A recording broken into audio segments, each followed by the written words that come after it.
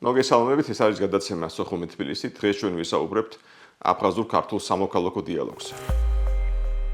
დღეს ჩვენი სტუმარი გახლავთ ელიკო ბენდელიანი, ნაციონალიზმის და კონფლიქტების ინსტიტუტიდან. ელიკო, მოგესალმებით, მადლობა პირველად ხართ ჩვენთან. სამ დავიწყებთ საუბარს, მანამდე შევახსენებ ჩვენს მაყურებელს ტრადიციულად, რომ გადაცემა სოხუმი თბილისი არის აფხაზეთის საინფორმაციო ანალიტიკური ცენტრის პროექტი და ჩვენი ყურება შეიძლება ყველა პლატფორმაზე, YouTube, TikTok, Facebook. ელიკო, შენ მეგონი ლამის ბავშვობიდან ხარ ჩართული ქართულ აფხაზურის თქვა ურთიერთობებში. მქონი უამრავი შეხვედრა, სამწუხაროდ შეხვედრები ტარდება თქონდა საქართველოს გარეთ, ისე ნეიტრალურ ტერიტორიაზე, როგორც ვეძახით ხოლმე და კარგად იცნობ იქ არსებულ განწყობებს საზოგადოებაში. და აი რა შეგიძლია თქვა, რომ შეხვედრით აი ამ პროცესის, ესე თქვა, დინამიკაში რო ეტყვიან. იცვლება ეს უკეთესობისკენ ინგრევა თუ არა ნელ-ნელა აფხაზებში უფრო სწორედ საქართველოს როგორც მტრის ხატი, თუ ადამიანის დიცვლებას, ილუზიებს ამ ხრივ არ უნდა ველოდოთ. ეს არის მეგონი მთავარი შეკითხვა, ერთად აი მინდა დავიწყოთ. მთავარი ეს არის. უკეთესობისკენ მიდის რამე ამდენი ხნის განმავლობაში, იმიტომ რომ სამყარო იცვლება, ხო? იქაც იმედია ხალხი იცვლება უკეთესობისკენ აფხაზეთში ჩვენს მიმართ ეცვლებათ განწყობა. მოგესალმებით. პირველად შევცვლით უნდა აღვნიშნო, რომ ძალიან მნიშვნელოვანია ის, რასაც აკეთებთ, რადგან ჩვენ სატელევიზიო სივრცეში, ქართულ სატელევიზიო სივრცეში სამწუხაროდ მგონია, რომ ამ თემას საკმაოდ ცოტა დროს უთმობთ და ნაკლებად მსჯელობთ იმაზე, თუ რა ხდება დღეს აფხაზეთში და მათ შორის საზოგადოებრივ განწყობებზეც, ალბათ რაც ძალიან მნიშვნელოვანია. რა თქმა უნდა, წლებთან ერთად აი ეს ერთმანეთის დანახვა როგორც მტრები ალბათ ნაკლებია, თუმცა ყველაზე დიდი პრობლემა დღეს, რასაც მე ვხედავ ქართულ-აფხაზურ ურთიერთობებში, ეს არის გაუცხოება, ის რომ ჩვენ საზოგადოებებს არ აქვს პირდაპირი კონტაქტი და კომუნიკაცია, რაც იწვევს იმას, რომ ჩვენ ერთმანეთს არ ვიცნობთ, განსაკუთრებით ეს რა თქმა უნდა ახალ თაობას ეხება. და ერთმანეთის შესახებ ინფორმაცია, რომელიც მხოლოდ მედია ან სოციალური ქსელის საშუალებით არის ხელმისაწვდომი, არის აცდენილი რეალობას და მე მგონია, რომ არა მხოლოდ აფხაზეთში არიციან იმაზე, თუ რეალურად როგორია დღეს ქართველი განსაკუთრებით კიდევ ერთხელ აღვნიშნავ, რომ ახალი თაობის წარმომადგენლებისთვის ეს უფრო ძალიან ეფემერული რაღაცა არის, გადმოცემებით, გაგონილით და ასე შემდეგ და იგივე არის, მე მგონია, რომ ჩვენს კონტროლირებად ტერიტორიაზეც ჩვენ საკმაოდ აქტიურად მუშაობთ ახალგაზრდებთან, თუმცა არა მხოლოდ და როცა ამ თემაზე ვსაუბრობთ, ჩვენ ვხედავთ, რომ დღეს ჩვენ მიუხედავად იმისა, რომ თითქოს ეს თემა აქტუალურია, თითქოს ეს თემა არის მნიშვნელოვანი თითოეული ქართველისთვის, სიღრმეებში რო ჩავდივართ, ვხედავთ, რომ ერთმანეთს არ ვიცნობთ და ერთმანეთის შესახებ ძალიან მწირია. შესაბამისად, სიტუაცია უკეთესობისკენ მიდის თუ არა, აქედან გამომდინარე? ჩემი აზრით უკეთესობისკენ არ მიდის, რა თქმა უნდა. იმიტომ რომ თუ სწორად გავიგე, ესე იგი ის ძველი კონტაქტები, ავა თუ კარგად. ომის დროსაც კი იყო რაღაც კონტაქტები. მაგრამ თაობათა ცვლასთან ერთად ეს კონტაქტები იგარგება, კარგიც და ცუდიც. მოგონება რაც არის კარგი და ცუდი ორივე ქრება და ეხლა გვაქვს სახეზე როგორც ჩანს, ესე ვთქვათ, თვითგაუცხოება, იმიტომ რომ მინდობილი ვართ საინფორმაციო საშუალებებზე, სოციალებს არა. კი, ნამდვილად ეგრეა და პლუს ამას ალბათ ისეც უნდა დავამატოთ, რომ მნიშვნელოვანია საიდან ვიღებთ ხო ინფორმაციას. რეალურად დღეს აფხაზურ საზოგადოებაში ძირითადი ინფორმაციის წყარო ეს არის მაინც რუსული საინფორმაციო სივრცე. აქ აუცილებლად უნდა აღინიშნოს ალბათ ეს ენის ბარიერი, რაც ძალიან მნიშვნელოვნად ხელს უშლის სწორედ იმას, რომ ჩვენ ერთმანეთს უკეთ ვიცნობთ. თუმცა ჩვენ ახალი თაობა რუსულად აღარ საუბრობს საერთოდ. და აფხაზეთში ბუნებრივია ინგლისური ნაკლებად და ქართული საერთოდ არიციან ადამიანებმა. ამიტომ ის თუ საიდან ვიგებთ ერთმანეთის შესახებ ინფორმაციას, ესეც ძალიან მნიშვნელოვანია, ბუნებრივია. ამას ემატება ეს მტრის ხატის დანერგვა, ჩვენ ვიცით, რომ აფხაზეთში მათ შორის რამდენი დრო ეთმობა 90-იან წლებს ომს და ნარატივებს, რაც ბუნებრივია განაწყობს იქ მაცხოვრებელ ადამიანებს უფრო ნეგატიურად, ვიდრე პოზიტიურად. და ეს ყველაფერი შემდეგ, რა თქმა უნდა, აისახება აი ამ რეალობაში. და მე მტრის ხატი ბოლოში გაწყვეტიებ. მტრის ხატი ჭირდება ალბათ იქ ნებისმიერ ხელისუფლებას, ხო? რომ აიცილოს თავიდან კრიტიკა რაღაც კორუფციაზე და ელემენტარულ შიდა პრობლემებზე, რა თქმა უნდა, ყოველთვის მარტივი გადაიტანო ყურადღება. გარეთურის ხატზე რომ რა დროს ეს არის საგან ტერიაქ არის კი, რა თქმა უნდა და აქვე უნდა ვთქვათ ხო რომ ეს რაღაც ეს ომის შიში რეალურად მართლა ცოცხალია. მე მგონია რომ ორივე საზოგადოებაში, რადგან ჩვენ ტრამურებული საზოგადოებები ვართ და იქ ეს ომის წყარო ხო, ვისი ეშინიათ რეალურად ეს არის ქარა. აი მან რა მინდა გითხო ხა. შენ ხვდები აფხაზ მეგობრებს, სხვა თაობის წარმომადგენლებს საკმაოდ ხშირად და შენ და შენი მეგობრებიც თქო და თქვენ როც გიყურებენ მაინც აქვთ ომის შიში? შენ არ ადამიანს რო უყურებენ უხეშად რომ თქვათ მაინც აქვთ ომის შიში? რა თქმა უნდა ეს კონტაქტები, პირდაპირ კონტაქტები ამას ეხმარება, რომ რაღაც ადამიანური სახე დაინახო და სხვა განზომილება, თუმცა მე მგონია, რომ პირველი ყარაბაღის ბოლოდროინდელი მოვლენები, ომი და შემდეგ უკრაინა ასევე გახდა პრინციპში ის მიზეზები, რის გამოც მაინც ეს ომის შიში არის და ცოცხალია. თუმცა ასევე აუცილებლად უნდა აღინიშნოს, რომ დიალოგის მე პირადად მქონია ესეთი შემთხვევა, როცა ერთ-ერთმა ადამიანმა გითხრა, რომ აი თქვენ რო გხედავთ ძალიან ნორმალური, რაციონალური ესეთ კეთილგანწყობილი ადამიანები ხართ და ვინ არიან ეს სოციალურ ქსელებში, ვინც ამბობენ, რომ თავებს მოგაჭრით და რაღაც რევანში და შურისძიებაზე საუბრობენ და აქ აუცილებლად უნდა აღვნიშნო ამ სოციალური ქსელის როგორც დადებითი როლი, რომ აი ამ რაღაც კომუნიკაციის ნაკლებობას ავსებს თითქოს, მეორე მხრივ ამას აქვს თავისი ნეგატიური მხარე, იმიტომ რომ ადამიანები ხშირ შემთხვევაში ანონიმები, ან ადამიანები, ვინც არ არიან კეთილგანწყობილები, ისინი უფრო აქტიურები არიან. კი, გიჟი თავისუფალია სოციალებში ყოველთვის. ნამდვილად და ეს აგრესია უფრო ესეთი თვალსაჩინო არის სწორედ აი ამ სივრცეში. ამიტომ მგონია რომ ხშირ შემთხვევაში ეს განაპირობებს იმას, რომ მაინც არის განცდა, რომ აი რო არა რუსული ფაქტორი, არა ის ჯარი, რომელიც იქ დგას და მათ იცავს, ქართველები, ნუ რაღაცნაირად შესაძლებელია, რომ მოიმზადონ და ასე საომარი გზით მოახდინონ ტერიტორიების აღდგენა. ეს განწყობა აფხაზურ საზოგადოებაში ნამდვილად იგრძნობა და არის. სწორედ ამიტომ არის ალბათ, რომ დღეს რაღაც კუთხით მათ მიაჩნიათ და თვლიან, რომ ეს მნიშვნელოვანია, რომ ეს უსაფრთხოების რაღაც გარანტიები ქონდეთ და ხედავენ ამ კუთხით რუსეთს. ჩვენ როცა ვამბობთ, რომ და ვეუბნებით დიალოგში და გვაქვს რაციონალური კონტაქტი, რა თქმა უნდა, ეს განცდა უფრო ნაკლები აქვთ და აქ ალბათ კიდევ ერთხელ მნიშვნელოვანია აღვნიშნოთ, სწორედ რატო არის მნიშვნელოვანი ეს კომუნიკაცია და ნდობის აღდგენის მიმართულებით პროექტების მნიშვნელობაც ალბათ სწორედ ერთ-ერთი ყველაზე მნიშვნელოვანი ფაქტორი სწორედ ეს არის, რომ როცა ადამიანები ერთმანეთს გაიცნობენ და გარკვეული ნდობა არის, როცა დიალოგი არსებობს, შესაბამისად ნაკლები არის ომის შიში.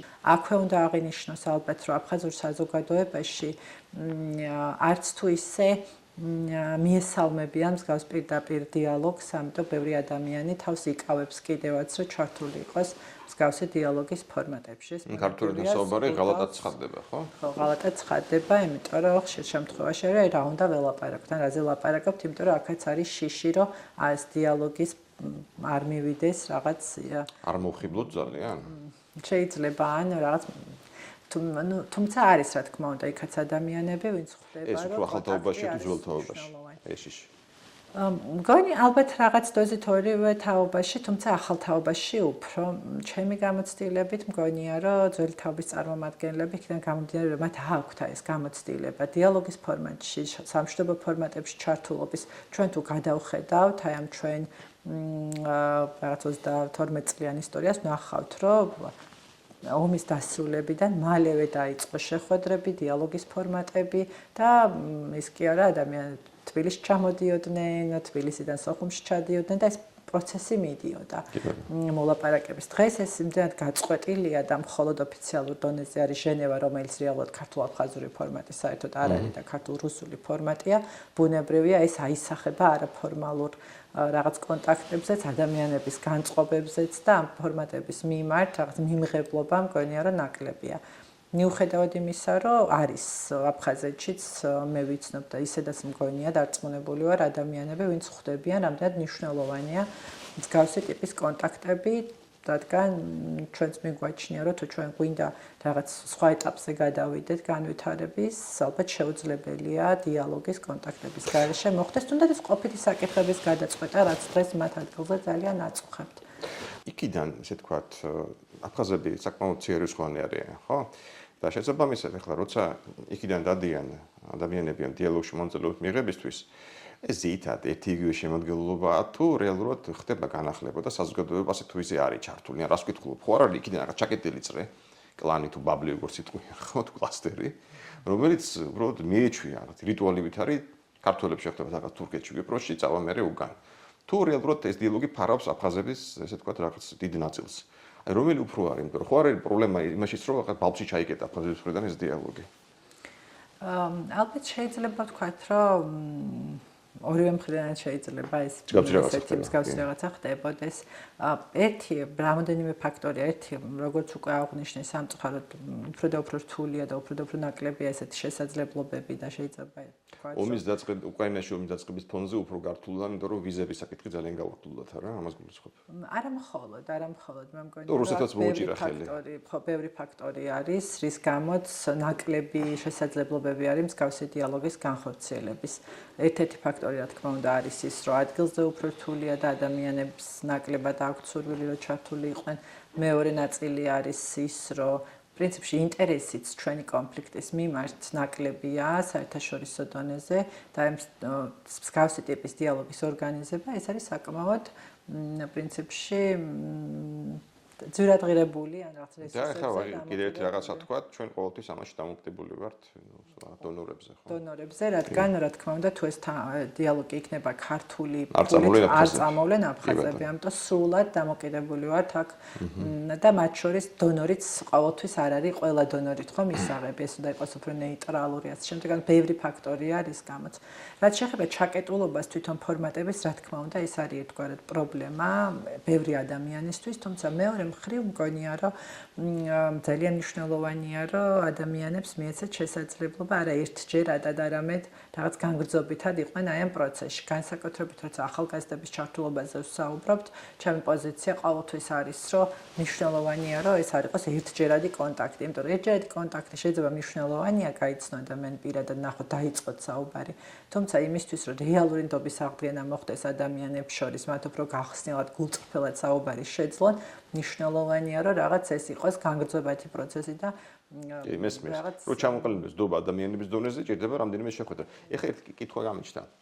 აი შეხვდი ერთხელ ორჯერ ვიღაც ესე თქვა, შენ კოლეგა მეგობრებს იქით ამ მხრიდან, იქ შეხვედრა წარიმართა კარგად, მაგრამ როცა მე ესე თქვა, საქმე მიდგება კონტაქტზე, თუნდაც იმეილით თუ რა ვიცი, მესენჯერით, გამოდიან კონტაქტზე, იმიტომ რომ მე რაც მენია ეშინიათ. იმეილის გამოყენებისაც ეფინიათ რუსების მხრიდან კონტროლის და თვალთვალის და აფხაზებს და ჩვენთან ესე თქვა მიწერ-მოწერის შიში აქვთ, ხო? უთვალთვალებენ თუ არ არის ეგრე. გააჩნია, მე მგონი, ხო, გააჩნია, ალბათ არის ეს შიშებიც და რაციონალური შიშია, მე ხო ვერ ვისაუბრებ ზოგადად, იმიტომ რომ ვიცი რომ არის რამოდენიმე ფორმატი და ადამიანებს ჩართული ადამიანების წრეც ალბათ არ არის ძალიან მცირე და ვიწრო. ამიტომ რა თქმა უნდა შიში არის გახსნილი ურთიერთობების ზოგადად, ეს არ ეხება დიალოგის პროცესს, ეს ეხება ზოგადად, ამიტომ ალბათ რომ ესეთი დიალოგების არარსებობა პრობლემად მიგვაჩნია და მგონია რომ ეს მხოლოდ ონლაინ კონტაქტი ვერ ჩაანაცვლებს პირად დიალოგის ფორმატებს, ეს ალბათ აუცილებლად მნიშვნელოვანია რომ აღინიშნოს, თუმცა კიდევ ერთხელ უნდა ვთქვა, რომ აი შიშის ფაქტორი ალბათ ასევე უნდა მოიხსნას და ეს ალბათ მაშინ მოხერხდება თუ მოხდება უფრო ღია გახდეს მსგავსი პროცესები თუ ფორმატები, რადგან მგონია რომ ეს ამ ფორმატებში რამე ესეთი თემების განხილვა რეალურად არც ხდება, რის გამოც შეიძლება ადამიანებს ეშინოდეთ ყოველ შემთხვევაში მე რა სახელმწიფო საიდუმლოებებს ვერ გაიგებ ნამდვილად სახელმწიფო საიდუმლოებებს არ განიხილავენ და ეს რაღაცა დიალოგის ფორმატი მგონია რომ არ უნდა იყოს დანახული ისე თითქოს რაღაც ადამიანები რაც თავის პრინციპების საწინააღმდეგო რაღაცას აფიქსირებენ. ეს არის უბრალოდ შესაძლებლობა რომ ადამიანებმა გაცვალონ მოსაზრებები, ეს არის შესაძლებლობა რომ გაიცნონ ერთმანეთი და სხვადასხვა დონორი რაღაც სხვადასხვა თემის ირგვლივ აკეთებს ამ დიალოგის ფორმატებს. თუმცა კიდევ ერთხელ უნდა აღვნიშნოთ, რომ იმ საზოგადოებრივი რაღაცა სხვადასხვა პოლიტიკური წნეხიდან გამომდინარე, ეს არ არის იმდენად გახსნილი და კიდევ ერთხელ უნდა აღვნიშნო, რომ მე მგონია, რომ ძალიან მნიშვნელოვანი იყო, რომ ეს პროცესი რაღაც უფრო აქტიური იყო, უფრო ფართო მასშტაბური იყო რაღაც ვიცით ხო სხვადასხვა ქვეყნებში მთელი პროცესები, ისეთი როგორც იყო შლაინინგის პროცესი და ასე შემდეგ, სადაც რაღაც ღია იყო ის თუ რაზე საუბრობდნენ, რა თემები იყო გამოტანილი, სამწუხაროდ დღეს ესეთი რაღაცები არ ხდება და ჩვენ ალბათ უნდა აუცილებლად უნდა მივიდეთ რაღაც დროს იმ მომენტამდე, როცა ესეთი ღია ფორმატის დიალოგები იქნება შესაძლებელი და ადამიანები ღიად განიხილავენ იმ საკითხებს, რომელიც აწუხებს რეალურად ორივე საზოგადოებას. რამდენი ხანი გავიდა შეგორსკი დამთავრო დაიწყო ეს დიალოგი. და 30 წელი სადაც ვერაფერი ვერ გავხდით ჯერჯერობით, აი მე მგონი მაინც სამწუხაროდ აი სერიოზული ისე თქვა გარღვევები ამ ხრივ არ არსებობს, ხო და რა უშლის ამას ხელს? მგონია რომ სამოქალაქო დიალოგის ფორმატები გარღვევებს ვერ ახდენენ რეალურად. რა თქმა უნდა, დროის აღდგენის ხრივ არ მოიხდინა რა გარღვევა. ჩემთვის ახლა იულია მსჯელობა იმიტომ რომ მე არ მიმიღე ისე ბევრი მონაწილეობა და ფიქრობ რომ იქნება მეტის შესაძლებელი, მაგრამ შენ უფრო ჩახეთული ხარ შენ და რა არის ეს თქვა და შენ ესე თქვა თავარი გაპრობლემები.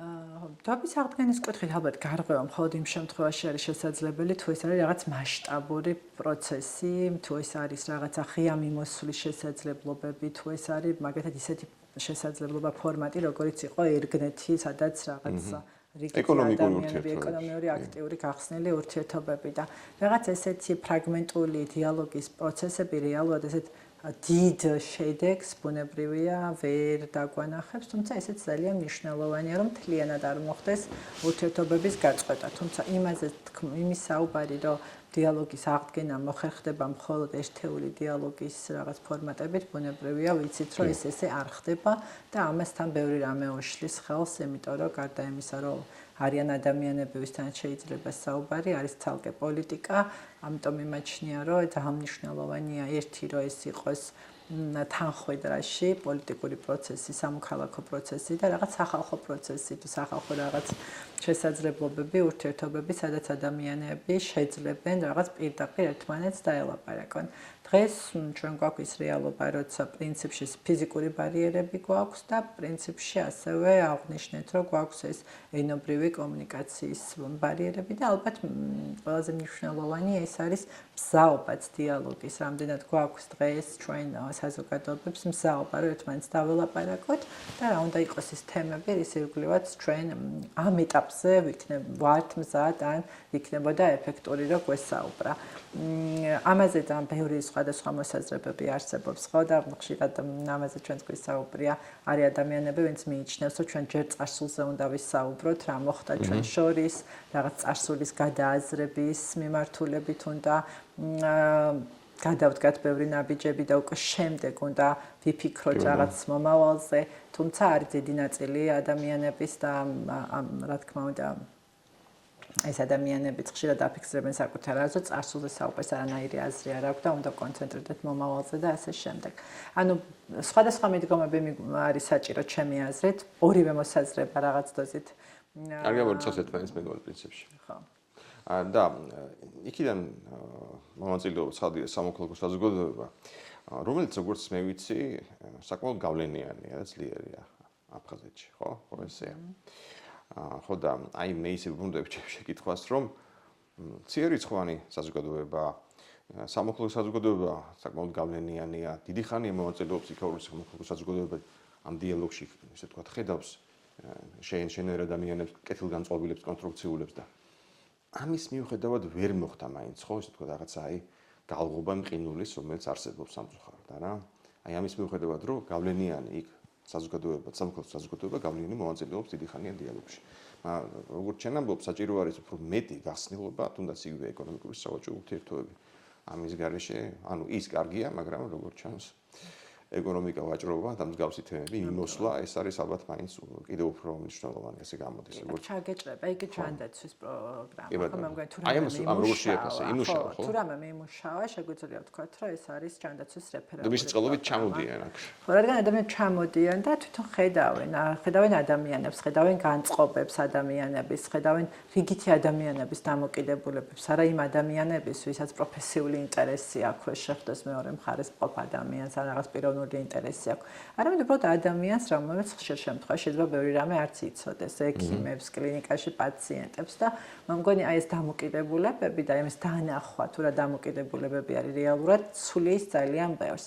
მე პირადად მინახია, რამდენად გაკვირვებულები ყოფილან, როცა უნახიათ იგივე დევნილთა ჩასახლებებში სტუმრობის შემდეგ, რომ აგრესია რეალურად ამ ადამიანებს არ აქვთ მათ მიმართ, არა და შორიდან დანახული არის თითქოს რაღაც დევნილები, როგორც რაღაც აგრესიულ ჯგუფად, ხო?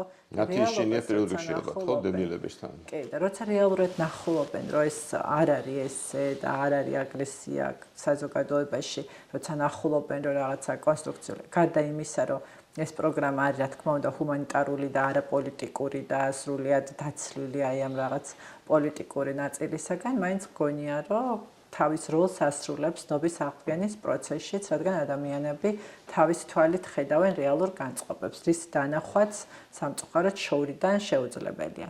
სწორედ ამიტომ აი ესეთი პირდაპირი კომუნიკაციები, რა თქმა უნდა, არის ძალიან მნიშვნელოვანი. და მათ შორის ჩვენ ახლა ეკონომიკაზე ვსაუბრობთ, ამასაც ორი განზომილება აქვს, ერთი თავისთავად ნობის აღდგენითი ფაქტორი და ეს გათვალისწინება და მეორე მხრივ ეს ხელს შეუწყობს ადამიანებს ადგილზე, რომ იყვნენ რაღაც უფრო ძლიერები, ნაკლებად დამოკიდებული სხვა ფაქტორზე, სხვა ძალებზე და ასე შემდეგ და ესეც არის უმნიშვნელოვანესი.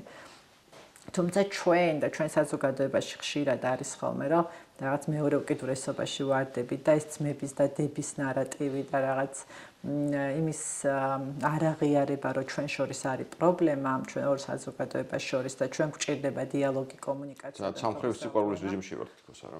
ხო, ესეც ძალიან მნიშვნელოვანია, რომ ჩვენ უნდა ვაღიაროთ ალბათ ის რეალობა, რა რეალობა და რა მოცემულობაც არის. ჩვენც უნდა ვაღიაროთ ის, რომ ეს მნიშვნელოვანი არის და ამის შემდეგ ალბათ კიდევ უფრო გაგვიადგილდება, რადგან ხშირ შემთხვევაში რაღაც გაუგებარია და მე ბევრჯერ მინახია იგივე ადამიანები, განსაკუთრებით ახალგაზრდები, რა თქმა უნდა, უფრო სწავლებას უფრო აქვს გამოცდილება ამ პირდაპირი კონტაქტების და ნაკლებად, მაგრამ ახალგაზრდებში გაკვირვება, როცა აღმოუჩენიათ, რომ ეს სულაც არ არის მეორე მხრიდან იგივე პირობითად ამ დების და ძმების ნარატივზე დადებითი დამოკიდებულება და ასე შემდეგ. ამიტომ აქ მიმაჩნია, რომ ასევე ჩვენ საზოგადოების შიგნითაც ამ თემებზე უნდა ვისაუბროთ და მათ შორის უნდა ვისაუბროთ განწყობებზეც იმისთვის, რომ არ ავცდეთ იმ რეალობას, რა რეალობაც არის. კი, რეალობას თვალე უნდა გაუსწოროთ. გადახება ეს ყველაზე მნიშვნელოვანია. ამას თუ არ ვიზამთ, რა თქმა უნდა, პრობლემას ვერ გადავწყვეტ. დიდი მადლობა. პირველი სტუმრობა იყო, მაგრამ არა უკანასკნელი, იმიტომ რომ ეს თემა მეგონი ამოუწურავია, ასე რომ ისევ გელოდებით. ჩვენ კიდევ დაბრუნდებით.